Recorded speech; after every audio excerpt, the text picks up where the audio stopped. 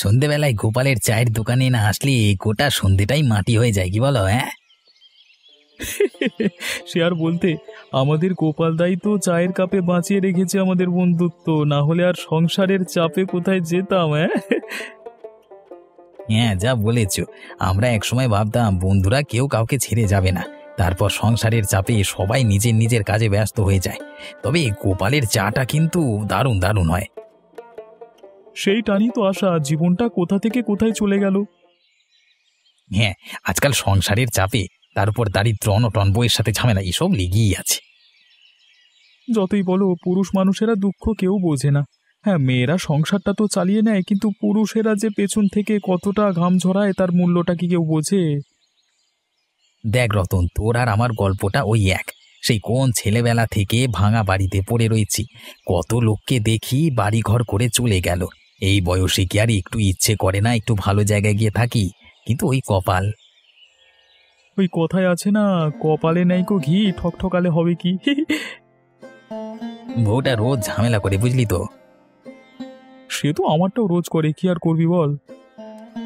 আরে তোমরা বসে না থেকে তো কাজ বাজ করতে পারো, বসে বসে স্বপ্ন দেখলে কি আর হবে? তুমি না জেনে জ্ঞান দিচ্ছ কেন? এই মেলা প্যাচ প্যাচ করো না তো। এই চল, তো টাকা দেবো না আজকে, মাথা খারাপ করে দিয়েছে যত সব, চল।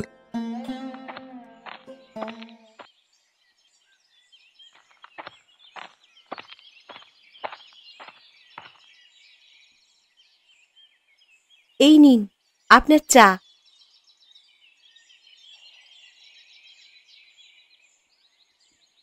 চাটা তো তুমি খুব ভালো বানিয়েছো।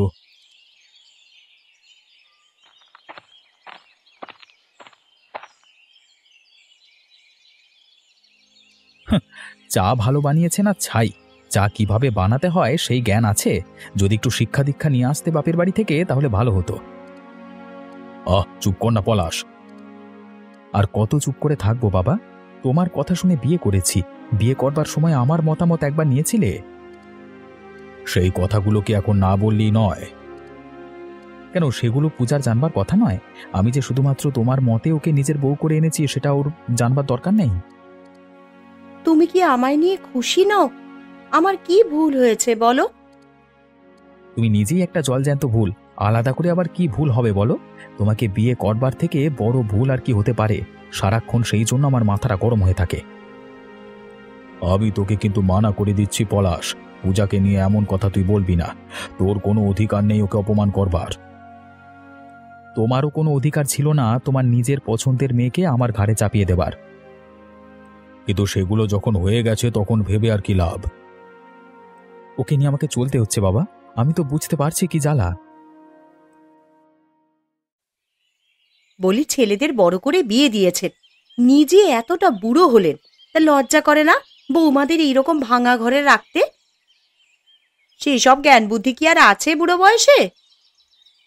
কিভাবে না, আপনি নিজে ভাঙা বাড়িতে পুরো জীবন কাটিয়ে দিয়েছেন বলে বৌমাদেরও কাটিয়ে দিতে হবে, এই আশা করেই বসে আছে বুড়ো। আমি কি করব? আমি ছেলেদের বড় করেছি, বিয়ে দিয়েছি, এবারে ছেলেরা যা করবার করবে। তোমাদের যদি কিছু বলবার থাকে নিজের স্বামীদের বলো। অমনি আমাদের ঘাড়ে দোষ চাপাচ্ছ কেন? তোমার কোনো দায়িত্ব নেই? নিজের দায়িত্ব তুমি অমন করে ফেলে দিতে পারো না বাবা। আমি সারা জীবন দায়িত্ব নিয়েছি, এখন মরবার সময় কি আমি দায়িত্ব নিয়ে যাব? তাহলে তোদেরকে বড় করেছি কেন? আমাদের বড় করেছো, সেটা তোমার কর্তব্য ছিল। আমাদের ফেলে দিতে পারোনি, তাই মানুষ করেছো। আমাদের বড় করাটাও যেমন তোমার কর্তব্য ছিল, তার সাথেও কর্তব্য ছিল আমাদের একটা ভালো বাসস্থান দেওয়া। যদি সেটা করতে পারতে তাহলে আজকের দিনটা দেখতে হতো না। অন্ততপক্ষে সারা জীবন টাকা পয়সা না উড়িয়ে যদি কিছু সম্পত্তি করে রাখতে, এই সময় কাজে আসতো। ভাঙা বাড়ি ছাড়া আর কিছু রেখেছো নাকি তুমি? একটা কানাকড়ি কোথাও নেই, শুধু বড় করে দিয়ে কি তোমার দায়িত্ব খালাস? এটা ভেবে দেখো নিজের পরিবারটার ভবিষ্যৎ কি হবে। এরপর থেকে আর আমাদের ঘাড়ে দোষ চাপাবে না, ঠিক আছে?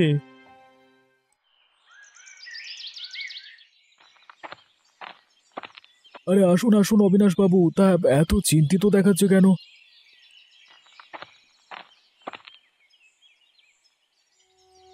জীবনটা বড় কঠিন গোপাল, নিজের কাছের লোকেরা যতটা আঘাত দেয় ততটা আঘাত আর কেউ দেয় না। এই সংসারে কেউ আপন নয়, বুঝলে তো? নিজের রক্তই আপন নয়। কি হয়েছে বলুন তো আপনার? এমনটা কখনো বলেন না তো। আর বলো না ভাই, দেখে শুনে ছেলেটার একটা বিয়ে দিলাম ভালো একটা মেয়ের সাথে। তা আমার বদমাইশ ছেলেটা মানিয়ে নিলে তবে তো মেয়েটাকে রোজ দুবেলা কথা শোনায়। আর মেয়েটার সামনে আমার মাথা হেঁট হয়ে যায়, কারণ আমি ওকে নিয়ে এসেছিলাম ঘরে। কপাল অবিনাশ বাবু, বুঝলেন তো, কপাল। তবে বৌমাটা আমার নিতান্তই ভালো, তাই এখনো মানিয়ে নিচ্ছে, না হলে সংসারটা কবে ভেঙে যেত। একটা কথা বলবো অবিনাশ বাবু? তোমাকেই যখন সবকিছু খুলে বললাম, তখন বলো কি বলবে। বৌমাকে একটু দেখে শুনে রাখবেন আপনি। এরকম কেন বলছো বলো তো? না মানে, রোজ অশান্তি তো ভালো কথা নয়। যদি কিছু ভালো মন্দ হয়ে যায় তখন সেই চিন্তাতেই তো রাতে ঘুম আসে না গো। তবে দেখবেন একদিন সব ঠিক হয়ে যাবে। যদি পরমেশ্বরের কৃপা হয় তবে ঠিক হবে। যত তাড়াতাড়ি ঠিক হয় ততই মঙ্গল।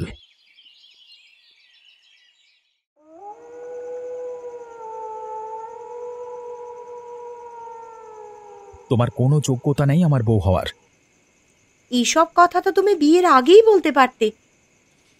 বলতে পারিনি কারণ বাবা আমার কথা শোনেনি। বাবা তোমাকে আমার বউ করে নিয়ে এসেছে জোর করে। তাহলে কথাগুলো এখন বলে আর কি হবে বলো? দেখো, আমার আর তোমাকে সহ্য হচ্ছে না। কিন্তু বিয়েটা যখন হয়ে গেছে তখন তো সহ্য করতেই হবে, মানিয়ে নিতে হবে আমাদের। দেখবে, চেষ্টা করলে আমরা একটা ভালো জীবন কাটাতে পারবো। সেই চেষ্টাটাই করবার আমার কোনো ইচ্ছে নেই। তাহলে আমার কি হবে? তোমারটা তুমি বুঝে নেবে। কিন্তু আমার প্রতি তোমার তো একটা দায়বদ্ধতা আছে নাকি? সেটা আমি তোমাকে এক্ষুনি বুঝিয়ে দেব। এক্ষুনি বেরিয়ে যাও আমার ঘর থেকে। তুমি আমাকে এমন করে বলতে পারো না। শুধু বলছি না, করে দেখাবো। আমার বাড়ি থেকে বেরিয়ে যাও, এক্ষুনি বেরো।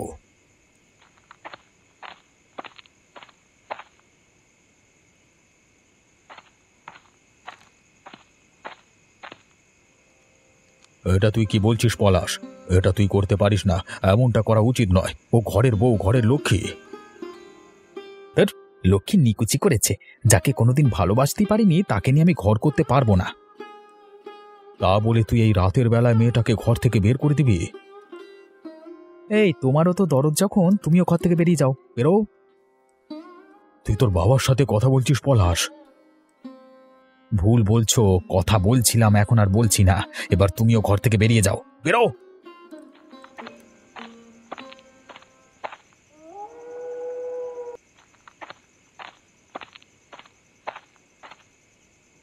বাবা, তোমার লজ্জা করে না? সারা জীবন আমাদের ভাঙা ঘরে রেখে দিলে। আমাদের কপালে সারা জীবন দুঃখ দিলে বাবা। বাবাও যেমন নিকম্মা, ছেলেগুলোও হয়েছে তেমনই নিকম্মা। আমাদের উচিত এই নিকম্মাধারী শ্বশুরটাকে ঘর থেকে আগে বের করে দেওয়া। তুমি ঠিকই বলেছ ছোট বউ, এইটাকে ঘর থেকে বার করলে তবেই গায়ে জ্বালা জুড়ায়। এ কি বলছো তোমরা? আমার ঘর থেকে তোমরা আমাকে বার করে দেবে? কাজ তো আপনি সেই রকমই করে রেখেছেন। কিছু সহজ সম্বল অন্তত রেখে গেলেই পারতে, তাহলে আর আজকের দিনটা তোমাকে দেখতে হতো না।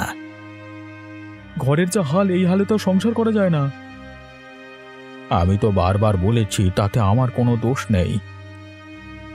দোষ নেই বললেই তো আর হয় না। দোষ যে আপনার কত তা আপনাকে নিয়ে যারা চলছে তারাই বুঝতে পারছে। বর্ষার সময় যে ছাদ থেকে জল পড়ে সেই খেয়াল আছে? আমরা আর কত করব বাবা?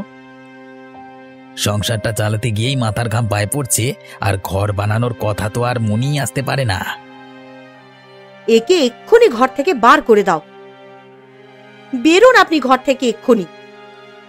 ওরা ঠিকই বলছে বাবা, তুমি আর এই সংসারে থেকো না, তুমি চলে যাও। আমারও একই মত, তুমি এক্ষুনি বাড়ি ছেড়ে চলে যাও। নিজের সন্তান কেন আজকে বাড়ি থেকে বের করে দিল তাদের বাপকে? হায় ওপরওয়ালা, বেঁচে থাকতে আমাকে এই দিনও দেখতে হলো। ওরা বলছে সংসার সামলে ওরা ঘর বানাতে পারছে না।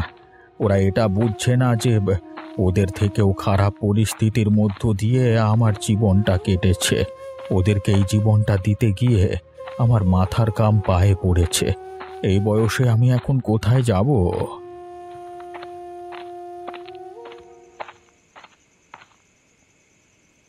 এ কি হরিপদবাবু, এত রাতে কোথায় যাচ্ছেন? আমাকে আমার ছেলে বউরা বাড়ি থেকে বের করে দিয়েছে। তোমাদের অবস্থাও কি আমার মতো? সে কি আর বলতে, আমাদেরও বাড়ি থেকে বের করে দিয়েছে ছেলে। এই প্রজন্মটার যে কি হয়েছে, এরা যেন নিজের বলতে কাউকে আর আপন করে নিতে পারে না। এদের কাছে সম্পর্ক মানেই বোঝা। কিন্তু কিন্তু এই রাতের বেলায় আমরা থাকবো কোথায়? আমার একটা ভাঙা ঘর আছে জানো তো, পাশেই।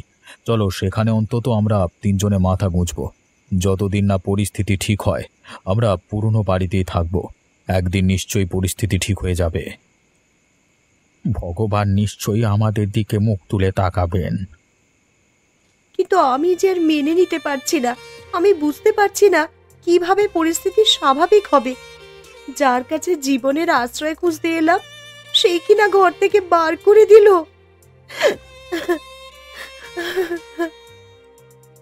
আশা হারিও না মা, একদিন সব ঠিক হবে। দেখো, আমাদের মতো দুঃখিত হরিপদবাবু, সুতরাং ভরসা রাখো, ভগবান একদিন মুখ তুলে চাইবেন।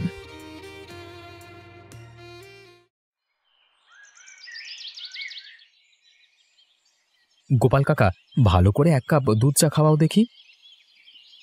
আরে পলাশ যে, তা কি মনে করে?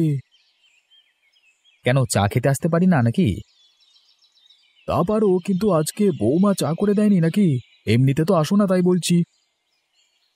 আরে ছাড়ো তো, সে আর বাড়িতে থাকে না। কেন, কি হলো? কালকে রাতে বাপকে আর বউকে ঘর থেকে বের করে দিয়েছি। কি বলছো নাকি তুমি? এত বড় একটা কাজ করলে কেন? নিজের জন্মদাতা বাপকে তুমি বার করে দিলে, আর বউটা সে কি দোষ করেছিল? আরে নিজের কাজ করো না তুমি, নিজের কাজে মন দাও, আমাকে জ্ঞান দিতে এসো না। কোথায় নিজের ভুলটা তুই স্বীকার করবি তা নয়, তার বদলে তুই আমাকে জ্ঞান দিচ্ছিস। দেখো, বেশি কথা বলো না, চা বিক্রি করে খাও। তোমার মুখ থেকে আমি বড় বড় কথা শুনতে চাই না। বেশি বড় বড় কথা বললে দোকান তোমার দুদিনে তুলে দেব। তুই কি ভেবেছিস তোকে আমি ভয় করে চলি? দে না তুলে। তুমি আমাকে ভয় পাও না? আমি ওপরওয়ালা ছাড়া আর কাউকে ভয় করি না। তুই দোকান তুলে দিলে দে, কিন্তু আমি উচিত কথা বলা বন্ধ করব না। তোর যেটা ভুল আমি সেটা তোর চোখে আঙুল দিয়ে দেখিয়ে দেব। তোমার সাহস বড্ড বেড়ে গেছে তো। সাহস আমার বরাবরই রে, তার কারণ আমি কোনো ভুল করি না, আর ভুলকে প্রশ্রয় দিই না। তুই ভুল করেছিস, আমি সেটা তোকে বলছি এবং বলবো। কাল কি কাণ্ড হয়েছে জানো গ্রামে? কোন কাণ্ডটা বলতো?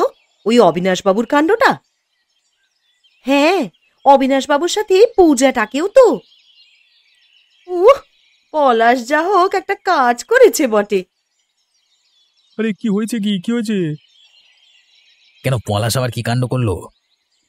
আরে কাল রাতে পলাশ অবিনাশবাবু আর পূজাকে ঘর থেকে বার করে দিয়েছে। বাহ, এতদিনে পলাশটা একটা পুরুষ মানুষের মতো কাজ করলো।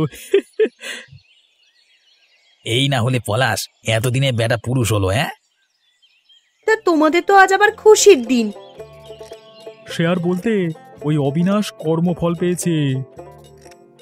কাজ করতে করতে একদিন সামান্য ঘুমিয়ে পড়বার জন্য আমাদের কাজ থেকে অপমান করে তাড়িয়ে দিয়েছিল। হ্যাঁ, এখন বুঝুক বেটা কত দানে কত চাল। ওই যে বলে না, কর্মফল। এবার বুড়ো বয়সে বুঝুক বেটারা কর্মফল।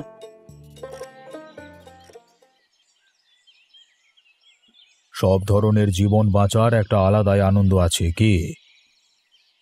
জীবনের দুঃখগুলো গ্রহণ করলেও একটা বাঁচবার স্বাদ পাওয়া যায়। তবে আপনাদের বড় অসুবিধা হচ্ছে। আমি তো গরিব ঘরের মেয়ে, আমার অভ্যাস আছে, কিন্তু আপনারা। গরিব বড় লোকের থেকেও বড় হলো ভালোবাসা। যেখানে ভালোবাসা নেই, সম্মান নেই, সেখানে থাকবার চেয়ে এই ভাঙা ঘরে থাকা অনেক সুখের, অনেক শান্তির।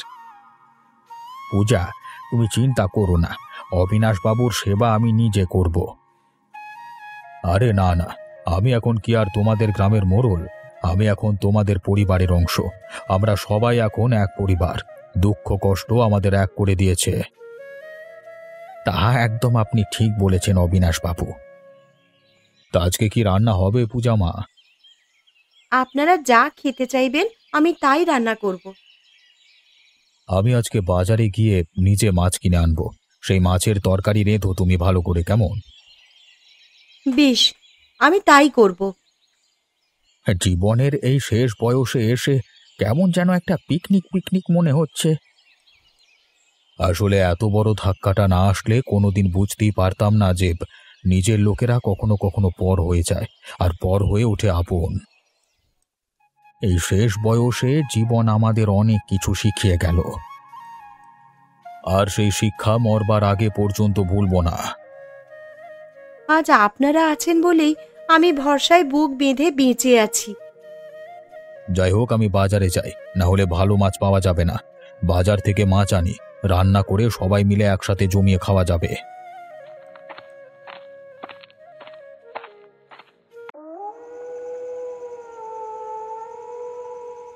যা বলছি তা ভালো করে শোনো, আমাদের কিন্তু সেই মতো কাজ করতে হবে।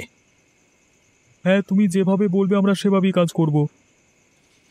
তুমি হলে গিয়ে আমাদের দলপতি। কালকে গোপাল কাকা আমাকে অপমান করেছে, সেই অপমানের বদলা হারে হারে নিতে হবে। পরিকল্পনাটা কি? গোপালের এমন সর্বনাশ করতে হবে যাতে সে সারা জীবন মনে রাখে। গোপালটা একেবারে সতী সাবিত্রী সাজে বড্ড, একেবারে উচিত শিক্ষা দিতে হবে এবারে।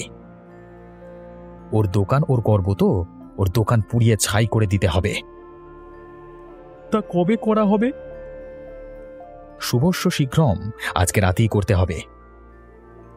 হ্যাঁ হ্যাঁ, চাটু গরম থাকতে থাকতে হাতুড়িটা মারতে হবে, তাই না? না না, একটু ভুল হচ্ছে। আজকে রাতে করলে সব জানাজানি হয়ে যাবে, কারণ লোকে সন্দেহ করবে তোমাকে। আরে আজকে তোমার সাথে ঝামেলা হয়েছে, যদি আজকে ওর দোকান পুড়ে যায় তাহলে সবাই ভাববে যে কাজটা পলাশের। তাহলে কি করা যায়? আমরা কালকে রাতে আগুন দেব, তাহলে লোকে আর সন্দেহ করবে না, সবাই ভাববে আগুন এমনি এমনি লেগেছে। তবে সেটা করাই ভালো হবে। এই পরিকল্পনা অনুযায়ী কালকে কাজ করা হবে। তারপর গোপাল বুঝবে বেটা কত ধানে কত চাল।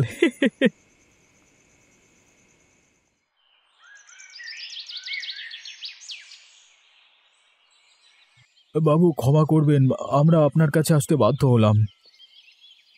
আপনাদের ব্যাপারটা শুনে খুব কষ্ট পেলাম। শেষে কিনা আপনার সাথেও এমনটা হলো। কালকে আমাদের সাথে খুব খারাপ কাণ্ড হয়েছে। কি হয়েছে তোমাদের সাথে? কালকে পলাশ চা দোকানে এসেছিল, তা আমি কারণ জিজ্ঞাসা করতে সে বলল যে আপনাদের বাড়ি থেকে বের করে দিয়েছে। আমি তাকে স্পষ্ট করে বললাম যে সে ভুল কাজ করেছে, এর জন্য তাকে পস্তাতে হবে। আমাকে হুমকি দিতে শুরু করলো। তা সে কি বলল শুনি? বলল যে আমার জীবন ছাড়খাড় করে দেবে, আমার এই দোকান নাকি সে তুলে দেবে। এত বড় সাহস তার! তবে আমি ভয় পাইনি, আমি ধর্মের পথে চলেছি, তাই আমি ভয় পাই না। আমিও বলে দিয়েছি যে দোকান তুলে দিলেও আমি যা সত্যি তাই আমি বলবো। এমনটা করলে হবে না, আমাদের সকলকে দল বেঁধে প্রতিরোধ করতে হবে। আপনি আমাদের দলের নেতা না হলে আমরা যে সাহস পাচ্ছি না। তোমরা এগিয়ে চলো, আমি পাশে আছি। আপনাদের সাথে হওয়া এই অত্যাচার আমরা কখনই মেনে নেব না। আর তোমাকে হুমকি দেওয়ার সে এত বড় সাহস করেছে। আত্ম অহংকারী হলো পতনের কারণ, সেটা সে বোধহয় ভুলে গেছে। যদি সে ভুলে গিয়েই থাকে তবে আমিও ভুলে যাব যে সে আমার ছেলে। ওকে শাস্তি দেওয়ার জন্য যা করতে হয় আমি তাই করব। আপনার নেতৃত্বে আমরা সমস্ত অপকর্মের বিরুদ্ধে প্রতিরোধ করব। আপনি আমাদের সাহস যোগাবেন। আমাদের সকলকে একজোট হয়ে এগিয়ে যেতে হবে। ভেঙে দেবে একটা দোকান। বাঁশটা এগিয়ে দাও তো। আজকে তো হারে হারে দেখাবো, ভাঙ দোকানটা আজকে, ভেঙে গুড়িয়ে দে সব। আরে আগুনটা লাগাও, আগুনটা লাগাও।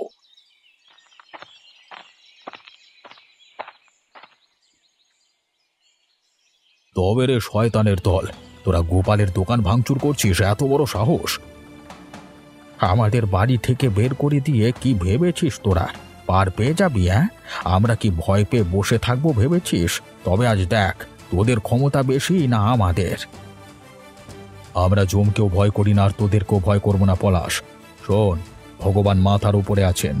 তোরা যদি একটু কিছু করেছিস, তোদের সায়স্তা করতে আমাদের এক মুহূর্ত সময় লাগবে না। সাবধান হয়ে যা। আর এক পা এগুলে তোর পা আমি কেটে রেখে দেব। তো তোমরা শেষ পর্যন্ত এখানে? হ্যাঁ, আজকে আমরা জমের রূপ ধরে এসেছি তোদের সামনে। হরিপদ, তুমি দাঁড়িয়ে থেকো না, মারো ওকে।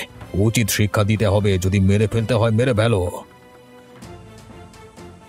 আরে আরে তোমরা শান্ত হও, এমন করছো কেন? আরে শান্ত হয়ে একটু আমার কথাটা তো শোনো। কেউ শান্ত হব না আমরা। আজকে তোদের একদিন কে আমাদের একদিন। আরে একটু শান্ত হয়ে আলোচনা তো করো। শান্ত তখনই হব যখন তোরা আমার কথা শুনে চলবি। ঠিক আছে, আমি ক্ষমা চাইছি। আমরা আর এমন বদমাইশি করব না। আমাদের ক্ষমা করে দিন আপনারা। আমরা এমন ভুল কাজ আর করব না। আপনাদের পায়ে পড়িয়ে আমাদের ক্ষমা করে দিন।